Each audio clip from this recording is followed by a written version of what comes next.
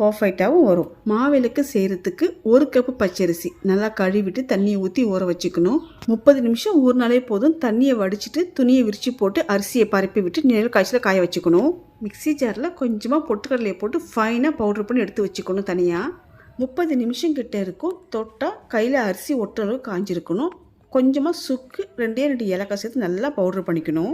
மாவை சலிக்க வேண்டாம். அதே கப்பில் 1/2 கப்பு துருவன வெல்லமும் 2 டேபிள் ஸ்பூன் பொட்டுக்கடலை பவுட்ரு சேர்த்து லைட்டாக அரைச்சிக்கணும். மாவை பிடிச்சு பார்த்தா கொழுக்கட்டை மாதிரி பிடிக்க வரணும், உதிர்க்க வரணும். இந்த பக்கத்தில் மாவு இருக்கணும். கொஞ்சமாக நெய் விட்டு பிசைய கையோட சூட்டுக்கு ஏற்ற மாதிரி மாவு இலக்கமாகும். அம்மனுக்கு 2 மாவிளக்கு போட்டு தீபம் ஏற்றி வழிபாடு பண்ணுறது ரொம்ப விசேஷம். இதில் பொட்டுக்கடலை மாவு சேர்க்கறதுனால எவ்வளோ நேரம் ஆனாலும் மாவிளக்கு இலகாது. நம்ம எப்படி பிடிச்சு வச்சோமோ அப்படியே இருக்கும். ஆடி, செவ்வாய், வெள்ளிக்கிழமைகள் மற்றும் சிறப்பான தினங்களில் அம்மனுக்கு மாவிளக்கு போடுறதும், நம்ம குலதெய்வ கோயிலுக்கு போகிறப்ப வீட்லேயே மாவு ரெடி பண்ணி கோவிலுக்கு போய்